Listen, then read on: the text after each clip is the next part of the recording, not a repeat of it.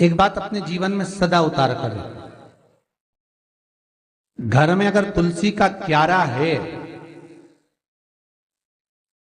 तो तुलसी महारानी हमें ये बता देती है कि हमारे घर में सुख आने वाला है कि दुख आने वाला है। जैसे शनि अपना प्रकोप दे रहा है या शनि उतर रहा है, ये किसी से पूछने की जरूरत नहीं पड़ती, अपने आप मालूम पड़ जाता। कैसे? शनि कथा अगर आपने सुनी हो तो उसमें व्याख्यान आता है शनि कथा में, पांव की चप्पल बार बार टूट रही हो, कमर से नीचे जो वस्त्र पहने हो वो फट रहे हो, कहीं पजामा है, धोती है, आदि वस्त्र हैं, कपड़े हैं, वो अपने आप फट। आज के जमाने में तो फटे फटाए पहनते हैं लोग, फैशन। उसकी गारंटी नहीं है, उसका हम वर्णन नहीं कर। हम जब पहनते हम समझ जाते हैं इसको शनि तो ऑलरेडी लगा ही हुआ। जब उनका घुटना घुटनी सब फटा हुआ दिखता है तो उसमें लग जाता है कि शनि पहले से लग गया बापड़ा, उनके पहने से तो मालूम पड़े। शनि का नियम है, शनि कथा कहती है पांव की चप्पल बार बार टूट रही हो, घिस गई हो, बद्दी टूट रही हो, कुछ कर रही हो, और अगर कमर से नीचे जो वस्त्र पहने हो वो अपने आप फट रहे हो, समझ लेना कि शनि पांव से प्रवेश कर रहा, मतलब अपनी प्रखरता शनि दिखा रहा। किसी मंदिर में गए महाराज और वहां जाने पर चप्पल चली गई तो समझ लेना शनि की कुदृष्टि अब पड़ना बंद होना चालू हो गया। कितना सुंदर कहा है महाराज। जूता चप्पल आज के जमाने में तो फैशन हो गई साहब, घर की चप्पल अलग होती है, बाहर की चप्पल अलग होती है। लोग घर में चप्पल किचन तक में पहन के जाते हैं। अरे पानी ले जाओ सीओर से। रसोई घर में लोग चप्पल पहन कर जाते हैं, जहां भगवान का प्रसाद बन रहा है, जहां अन्नपूर्णा निवास कर रही है, और पूछो तो कह किचन की चप्पल है तो माथे पे रख लो। तुम अपनी माँ को जरूर देखना है एक बार, वो बूढ़ी माँ कितनी बार किचन में चप्पल पहन कर गई, मुझे जरूर फोन कर कर बताना।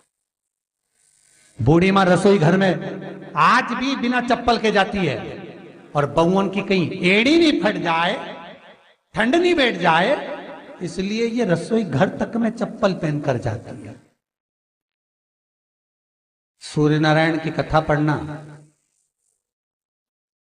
शनि महाराज की कथा पढ़ना, और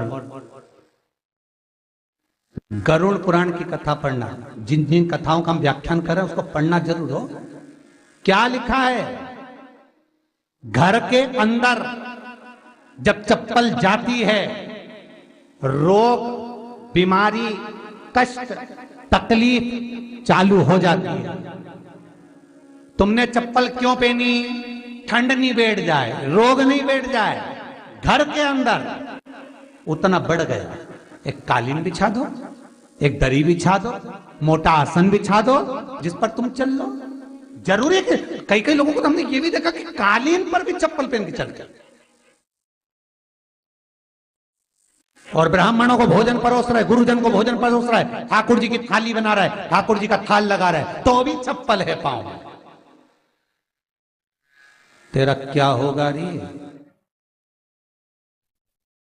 कालिया, क्या होगा?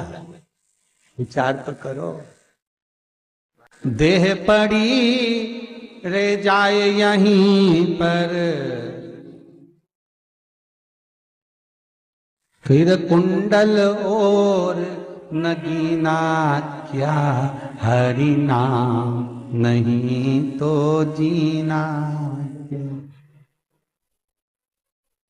अभी भी सुधर जाओ रे, अभी भी सुधर जाओ, नहीं सुधरो तो सिधर जाओ रे, या तो सुधरो नहीं तो सिद्धरो, थोड़ा सुधरो।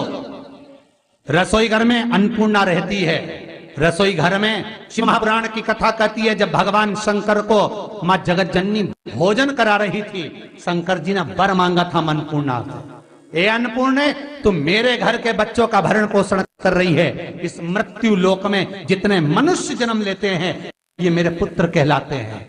तो अन्नपूर्णा ने कहा, चिंता मत करना भोलेनाथ, जिस जगह पर एक स्त्री, बेटी, कन्या या घर की बहू या बूढ़ी माँ भोजन बनाएगी, उस जगह पर मैं अन्नपूर्णा उसके शरीर में प्रवेश करूंगी। और वो रसोई घर नहीं होगा, वो मेरा और तुम्हारा मंदिर कहलाएगा।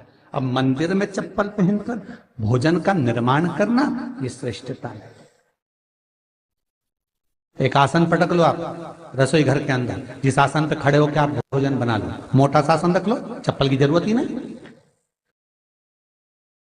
श्रीमद् भागवत कथा कर रही है, तुलसी का मात्र तो शनि अपनी दृष्टि बता देता है। शास्त्र कहता है जब घर के अंदर प्रवेश करने के, जब आप घर में प्रवेश करें तो एक कोने में चप्पल को उतार दें।